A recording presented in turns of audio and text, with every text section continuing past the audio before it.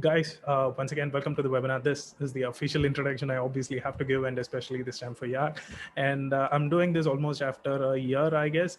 I did this last time for a different show. Of course, the host was different, but this time I get to host him. So for those of you who don't know, which will be very less, but still, Yaag is the director of marketing at Heuma. He is also the host of the ABM Conversations podcast, and I think it has been doing a great role, with LinkedIn Live as well joining in. They had a great run, and it's still going on, I believe. Yes, he is the author of a lot of books. He speaks at a lot of shows. Like, if there is anything under the roof of marketing, you have him there as well. I'm also pretty excited for his Clubhouse journey as well, which he is going on a great pace at this point of time. So if you guys haven't connected to him, please do drop him a message. Yeah, LinkedIn will be a better way to do that. Yeah, absolutely. LinkedIn is where I hang out the most. Yes, so LinkedIn, Twitter, he has his presence spread out, so feel free to connect with them. And today we will be discussing on an important topic. But before that, once again, Yaag, thanks a lot for joining us today in spite of the busy schedule. That's the formal one. Thank you so much, Lakshman, and it's been such a pleasure to be here. So thank you for considering me. Thanks a lot, man. So we'll be discussing today on how to collaborate effectively as a remote team. And I've literally grown tired of saying this since the start of pandemic. And at one point we went post-pandemic era, and then we reverted back to the pandemic era. So I'm just gonna say that the B2B environment, or in total at scale, companies have started moving remote. And I don't know how others would feel, but I personally feel this has been one of the blessings of the pandemic in disguise, for teams to evolve and grow as remote. It has bring the world shorter, and it has helped teams to hire much better as well, irrespective of their locations and other stuff. So we will, but with that comes some restriction as well, which obviously is collaboration. Oh, by the way, Javan is here. So Javan will be my co-host. Hey, Javan. Hello. Hi, Lakshman. Hi, Yaag. How are you? Hello, hi. I'm good. How are you? I'm doing good. He's growing his hair, through the pandemic, so don't get surprised with that. So yeah, so yes, we were talking about the remote culture, and with the onset of that, with the pros, we still have a few shortcomings as well. And one thing we definitely feel is the collaborative culture. Like, I've been with this team for 6 months, and I haven't met Javan in place. We haven't gone out of team, but we converse on a daily basis. And while this is good, it's still not complete, and there is still a lot of scope for improvement, because obviously this is a new thing which is in place. So I want to hear more from you on that, and I just have some questions formulated to get the answers out as well. So I know there is a book coming later on the same subject as well. Sorry, spoiler No, the book alert, is already guys. released, by the way. Oh, it's live. Okay, I got the early access. I thought it's spoiler alert, but thanks for telling me that. Yeah. So yes, I have some questions on that, and if you say yes, we'll jump in straight. Yeah, we can. I'm all excited. Awesome. So the first one, obviously I need to ask is, in your words, democratizing customer intelligence. So we get a lot of, this is something me and Joe, and we caught up earlier today even to solve this. We get a lot of customer intelligence, and for some reason we feel that it is not shared across the team, or at least in the right way. Too much of data is again not good. So how do you see that, and how do we make it useful across different functions in a company? Right. So I think it's a $1 million question that people are trying to solve for a long period of time. And here's how I think about it. Now, let's say, for example, consider a prospect and your account executive or the salesperson talking. And what happens is that they ask a lot of questions about what your product does, or what are the problems that they are trying to solve for, and things like that. Now, all such conversations remain only within the realms of the salespeople or the sales team at best. And then similarly, think of the conversations between a customer and your customer success manager or an executive. Similarly, they are talking about the problems that they are facing with your product, and the kind of things that they would expect with your product, or what they're trying to achieve through that, and things like that. Now, this information does not go out of this team. Now, think about if, as a marketer, you could get that context, what happens. For example, if I had access to something like the conversation between a prospect and an account executive, I know that, hey, these are the things that these guys are talking about, and the content that I'm creating will come from some amount of basis there. So I'll know that, like say, for example, to give a live example of what I did a couple of weeks back, is that I was listening to one of my customer calls, like at Avoma. One of the fundamental of the product is that we do call recording, we do note taking, and we also do analytics. So I was listening to this conversation between my prospect and the account executive, and they were asking for questions like, say, hey, you know what? I know your product talks about, say, blah, blah, blah, XYZ, say filler words, like you track filler words, for example. Yeah. And then how does it help me in, closing a deal? Or if I use a lot of filler words while I talk, by, like, say, for example, using a lot of you knows or using a lot of like or things like that. And does it impact my sales? And that got me thinking. And I thought, hey, you know what? This is very interesting information. Let me go back and do an analysis of the millions of calls that we have access to. And when we did that research, we found out three things. We found that, hey, you know what? Just by using filler words, it does not impact sales.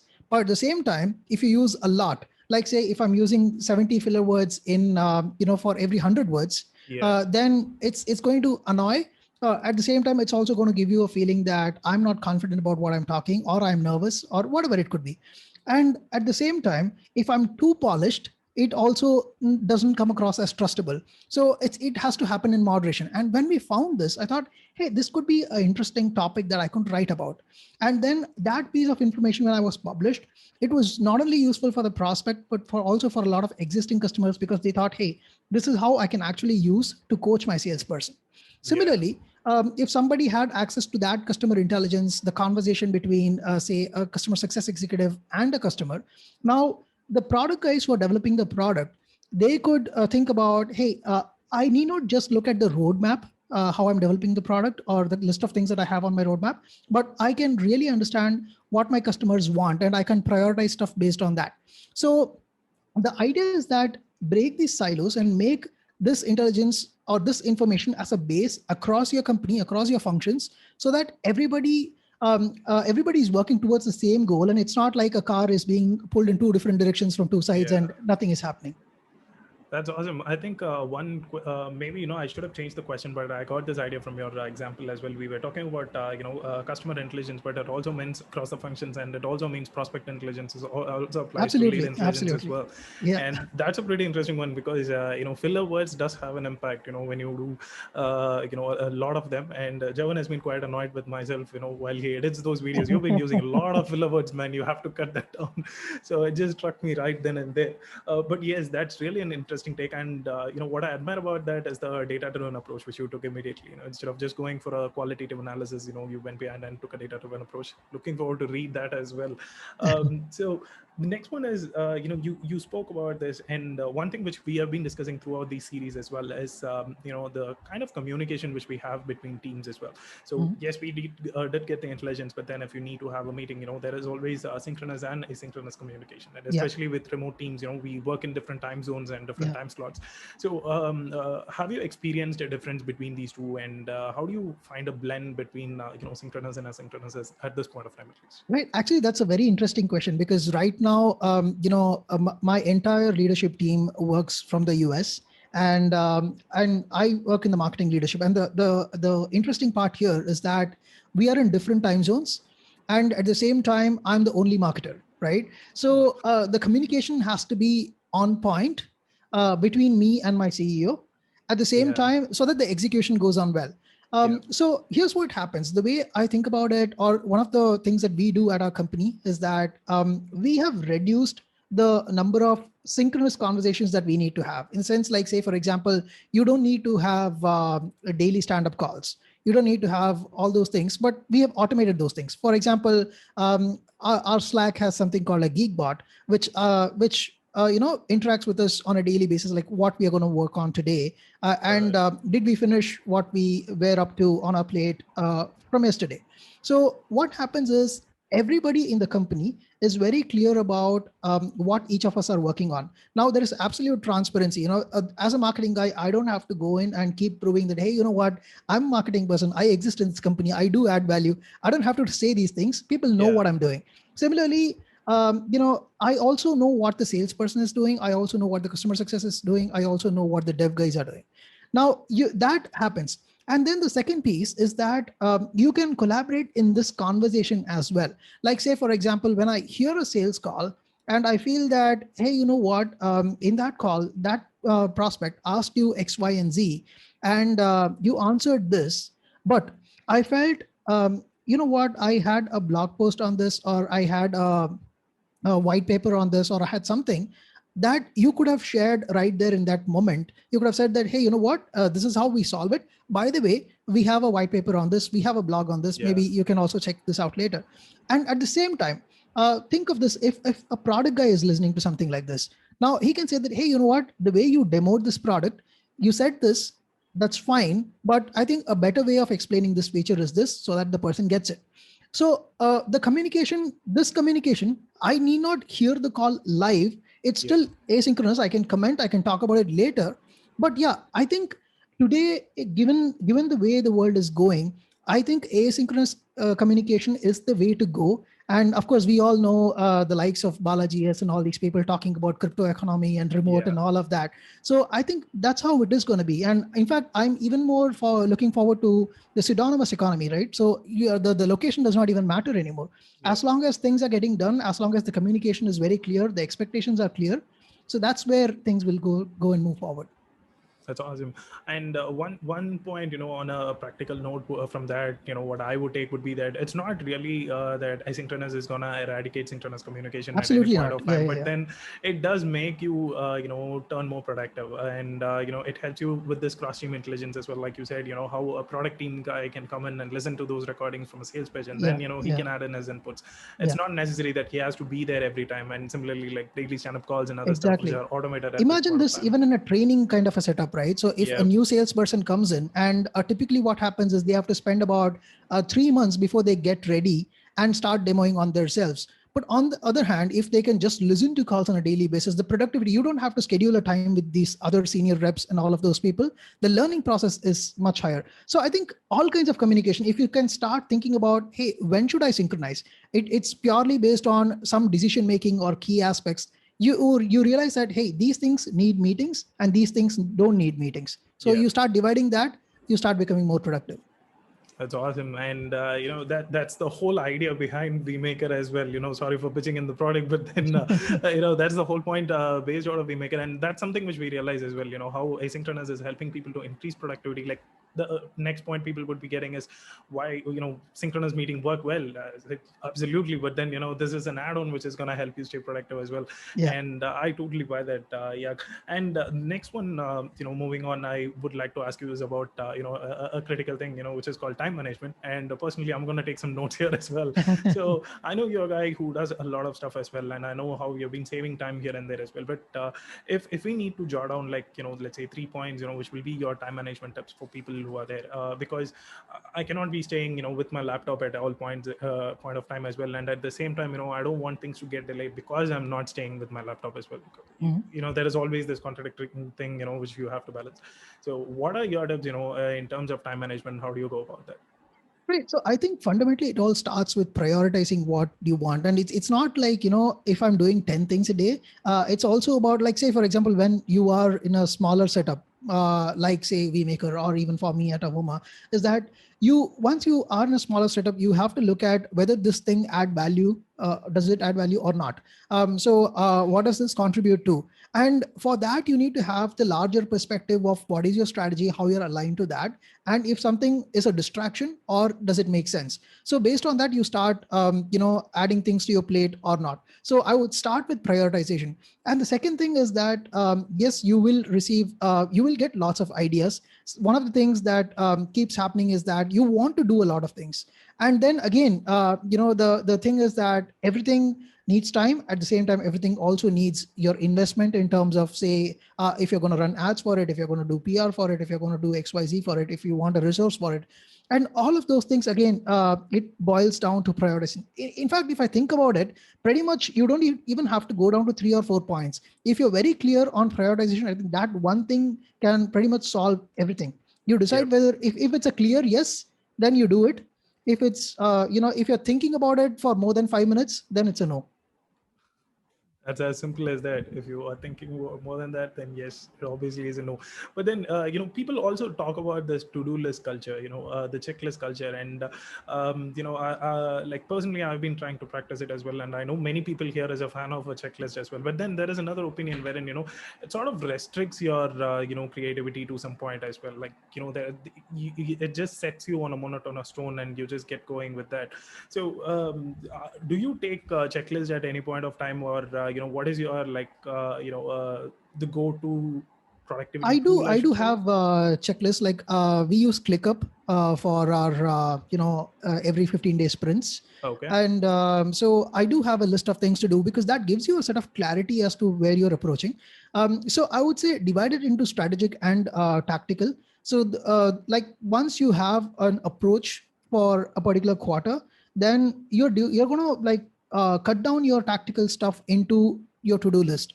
So it's not like I'm just creating another set of things and just ticking off and things like that, but rather like say for example you started this webinar, right? So Yeah. step one, you realize that I have to reach out to a guest, and step two, I have to once that is there, I have to identify a time.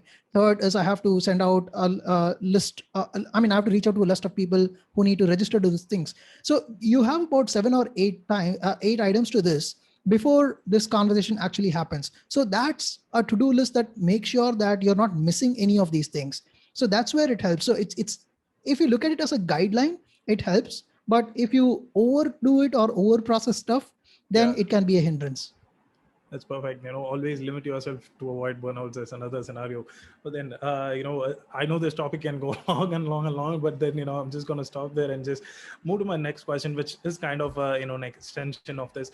What are some of the tools and software you use on a daily basis? Like, in terms of productivity, growth, team communication for Right. these, what are some of the tools you use? Sure. Yeah. Slack is our number one communication tool. Then apart from that, we use Intercom for all our customer chat and those kind of conversations. Productivity, ClickUp is one of our go-to tools. And of course, my two of the tools that I use the most every day is Ahrefs and Avoma. Ahrefs, yes, that's Yeah. interesting. And OMA, of course, obviously. I Yeah, think we I'm need talking to to. customers on a daily basis, so obviously everything gets recorded. And the best part is like the reason I started to fall in love with the product is that this is one of those companies where I love the product, and because I started using it, and because I fell in love with it, I reached out to the CEO and said, hey, you know what, I don't see a marketing guy on your team, do you want one? Wow. That's how it started. Yeah. I think that's a story by itself. We need to talk. I'm pretty sure I'm going to get your CEO on the next call and, get the backstory of this as well. Sure. It's amazing, yeah. So, and saying that, I think Jervin is also listening. I think we need to get you on a Vmaker demo pretty soon and add Vmaker to the list as well. You've been talking about asynchronous communication, and it's a sin if you're missing out on us. But yeah, I Absolutely, think I'll give it a it's shot. nice to know about the other tool list as well. And yes, Slack obviously, is something which we have heard, and almost like it's a consequence, or consistent piece which in everyone's thing. Aoma is something I haven't tried, but I will be glad to have it a look as well. And I have a follow-up question on that. Let's see if time permits, I'm going to ask you that. If not, I'm Yeah. going to skip it. So I'm just going to move to my next question. And if time allows, there'll be one more. If not, this will be the last question. Okay. Guys who is listening, if you guys have any questions, please drop it in the chat and we'll take it up after this. So the one which I have is me. I think most of us here might have got onboarded to their new company virtually. If they have been switching jobs in the last 1 year, Yeah. then yes, it's all an onboarding thing. And I know you have also recruited for your team, and there are people recruiting for their team, and everything is virtual right now. And how exactly do you go about virtual hiring and virtual onboarding at this point of time? Because they both play a huge role for communication at this point of time. And you can even stint something from your own personal experience as well. I think there are Yeah, some interesting absolutely. facts there. I in fact, I wrote a huge article about onboarding remote AI, how to go about that process. But yeah, I can talk about it a little bit. So in the broader sense, the way I look at it is that you need to, first of all, have clarity on what the role needs to do. So one of the biggest changes that when you are working in a company in person, you would pretty much talk to people. There is a lot of these, water cooler kind of communications that happens where you learn about the company in the grapevine, right? Exactly. That is missing. But here but it also has its own positives when you work this way. I mean, you're also avoiding a lot of unnecessary conversations and unnecessary issues. True. So that is also good. But yeah, in terms of onboarding, the idea is if you can automate a set of processes that are low value. What I mean by low value is that, like say you manually update stuff or do a lot of things. And if a lot of those manual tasks can be avoided and automated, and then you can prioritize on high value tasks alone, then that really helps. So that's where I think when you look at this process, especially when you are hiring a marketing role or an account executive role, you need to create a knowledge base of what your company is all about, how do you work on certain things, and set up training programs for your product. Again, it could be you could create videos, or you could create written content, or all of those things. And then for example, you can use a combination of learning and development tool wherein you say that you learn this, and then you create a cadence of that. Yep. And you can also use an asynchronous tool like ours, where you get to hear the conversations of other salespeople or other folks and how they are doing it in reality, and get a sense of how things are working. So today, I think there are things in combination. The technology is vastly available, and if you really think and I think it's the future, right? So when I think we are going to be working remote for a long time to come. I don't see people going back to offices, even if it starts, like even if markets open up, it is more or less going to be 50-50. And now that people see the model. value, yeah, it could be a hybrid model at best. I don't think we will have 100% office anymore. But yeah, that's just my opinion. But I'm thinking once you can automate these things and set a cadence for stuff, I think you can pretty much see things in control, and then just have these one-off personal conversations to fix those gaps, and make sure that you're not having everything async. There are also certain things where you iron out things that are left out. Absolutely. I think that's perfectly put. I don't want to interfere and then, try and change that. But yes, the blend between, the asynchronous and synchronous is what, I don't know, for some reason, it has turned out to be the theme of this conversation as well. And it has happened for the good. So I'm just going to jump into the questions. And like I said, if we had time left, I'll ask the final question as well. Yeah. We have got some questions here. Let me just quickly read it out. So Yeah. the first one is, what is your take on customer feedback loop channels? How to seamlessly get it across all teams? Right. This is again, I love this question, whoever has asked it. The point is that it's a combination, right? So sometimes you have to look at whether that question is valid, if there's something that you can solve for, if that makes sense. So it's like, yes, customers are important, you need to solve for that, but at the same time, you need to look at if that particular customer is your, when it's a customer, like say, if that is in priority for you. Like say, for example, in my case, let's say if there are going to be tech companies and say marketing agencies using our product, and suddenly if there is going to be somebody who's a VC who's also become our customer, and they have a new feature request. Now, if they are not amongst my target persona, I will not necessarily take the request, because that's not my primary use case, right? So that's one thing. And at the same time, you have to validate those requests. If you're looking at that request, and if you think that can be scalable, that's a problem for many of our other customers and we need to solve for it, then that makes sense. So how do you make that feedback loop common to all? Is that you create a communication channel for that within the company. You make this conversation very transparent. So for example, one of the things that we do is that when we have this piece of conversation happening with a customer, we just select that part of the conversation from the transcript, and it becomes a snippet. It becomes a 1-minute snippet or 2-minute snippet, and we just drag and drop it into a GitHub if it's a customer support kind of a request where it's a problem, or we drop it to the product folks on Slack and say that, hey, this is what the prospect was talking about, and can we solve this? So the fundamental point is, if you can make all of these factors a common denominator across the company, then the feedback loop would be pretty much easy. Everybody will be on the same board. They'll say that, hey, if this is possible or not, should we go about this, or can we solve it? Or maybe this is not a priority for this quarter. Let me move it for later, something like that. That's awesome. I think the key is to filter it out and then prioritize it, before we pass on the information to the rest of the team. Yeah. Have a balance between what your customer wants and what your North Star is, and try to balance between these two. That's great. So next one I have here is, do you think asynchronous communication works the same way as a face-to-face meeting? Now, I know we discussed this, so I'm just going to add one more point there. Can you also add how to make it more effective? I know I'm probably expecting the answer. I know what you're going to say, but still, if we need to make it more effective, what would be some of your pointers there? Right. So first things first, I definitely, asynchronous and in-person conversations or a face-to-face conversations are definitely not going to be the same. Because, when the conversation happens and you're looking and reading a text, you don't know the tonality of how it is being said. And there is often a chance that you might misread it and you might, assume that something is said in a totally different tone. So those kind of things happen.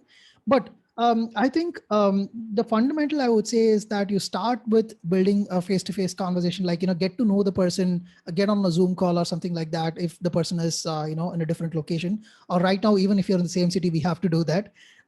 So once that happens, you get to know how the person thinks and how the person talks. And you also have this chat on a regular basis.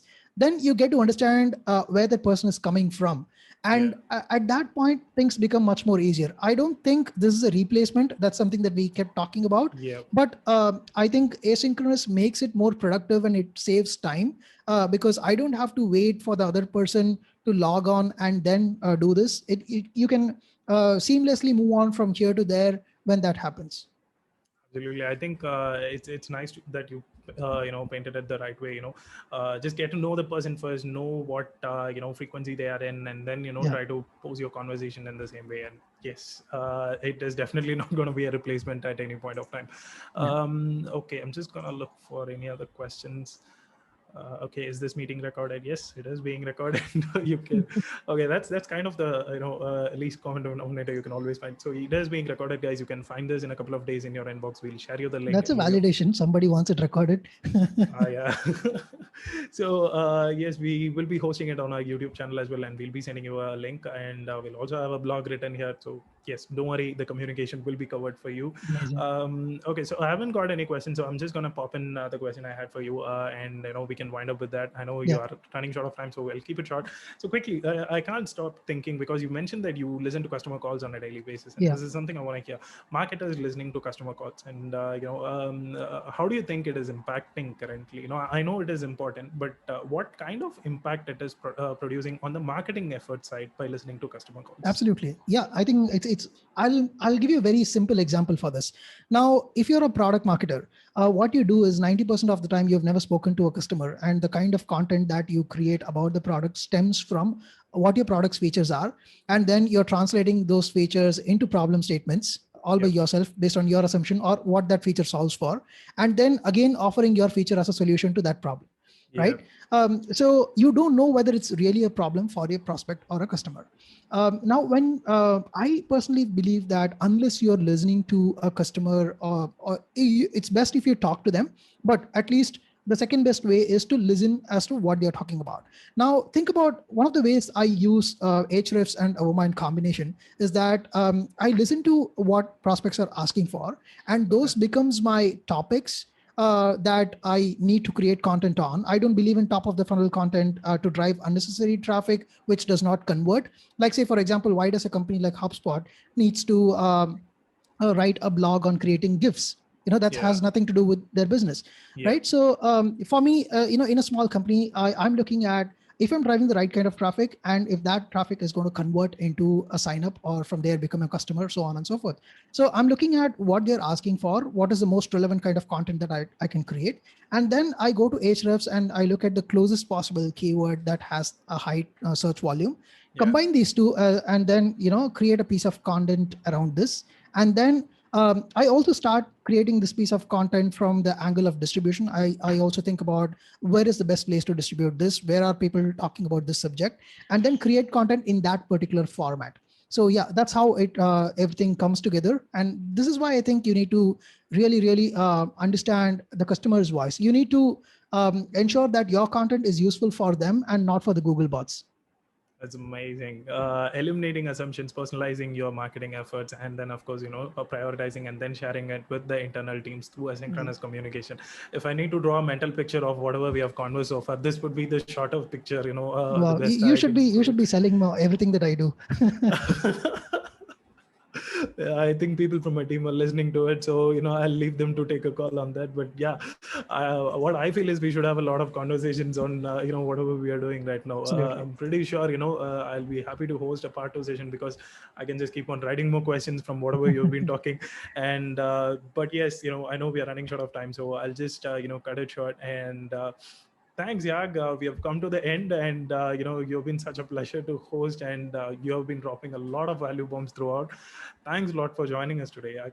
Thank you so much for having me. It's been such a pleasure. And also thank you for everyone who has been patiently listening to us and asking questions. Really appreciate your time, guys.